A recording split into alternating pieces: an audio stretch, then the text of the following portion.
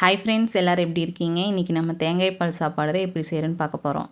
ஒரு குக்கரில் 2 ஸ்பூன் நெய் விட்டுக்கோங்க. தேங்காய் எண்ணெய் கொஞ்சமாக சேர்த்திக்கோங்க.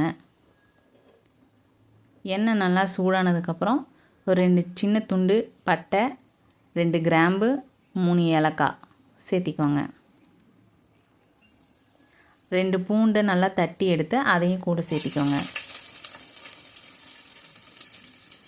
ஒரு ஹாஃப் பல்லாரி வெங்காயத்தையும் அறுத்து அது கூட சேர்த்திக்கோங்க.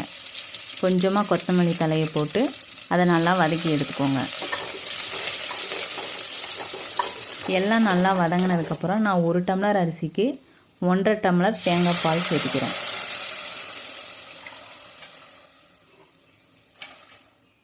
அரை டம்ளர் தண்ணி சேர்த்திக்கணும்.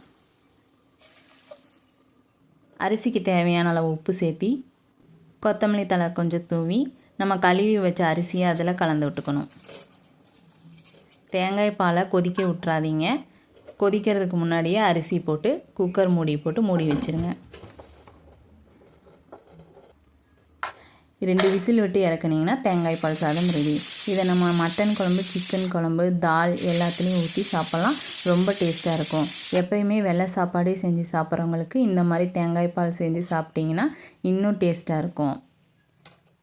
எங்கள் சேனலை இன்னும் நீங்கள் சப்ஸ்கிரைப் பண்ணலைன்னா மறக்காமல் சப்ஸ்கிரைப் பண்ணிக்கோங்க, லைக் பண்ணிக்கோங்க, ஷேர் பண்ணிக்கோங்க. நெக்ஸ்ட் வீடியோவில் பார்க்கலாம். பாய்.